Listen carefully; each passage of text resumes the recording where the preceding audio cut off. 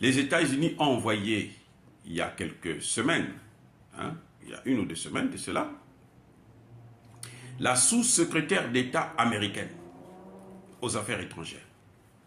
Elle est venue parler avec le capitaine Traoré, le président de la transition du Burkina Faso, en personne. Elle lui a interdit de faire venir Wagner au Burkina Faso, de faire venir les Russes, en quelque sorte. Vous savez, le président Ibrahim Traoré a fait le voyage au Mali. Le président Biden a exclu le Burkina Faso de la liste des pays bénéficiaires de l'AGOA. L'AGOA, c'est quoi?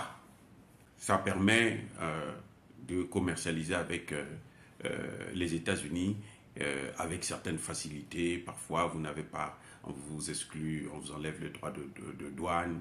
Vous pouvez amener vos produits aux États-Unis et vendre, ainsi de suite. Donc, on a exclu le Burkina Faso aujourd'hui là même. Donc, pendant que le capitaine Traoré était au Mali, eh bien, les États-Unis ont pris la disposition, ont sanctionné. Et officiellement dit, c'est parce qu'il n'y a pas de progrès de la démocratie. Il n'y a pas de progrès de la démocratie au Burkina Faso.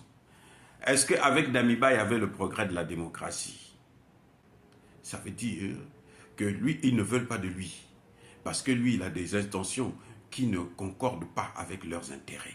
C'est-à-dire qu'il a le penchant vers la Russie. Et ça, on ne peut pas l'accepter. Pourquoi on sait qu'il a des penchants vers la Russie? Parce que son premier déplacement, il a choisi le Mali. Et le Mali est représenté et soutenu au Conseil de sécurité par la Russie et la Chine. Notamment la Russie. Les deux sont les ennemis. Ce n'est pas moi qui le dis. Les officiels américains disent que l'ennemi des États-Unis, c'est la Chine. L'ennemi immédiat, c'est la Russie. Donc s'il va vers quelqu'un qui a de bonnes relations avec leur ennemi, eh ben, il a des problèmes. Et je vais vous le prouver encore.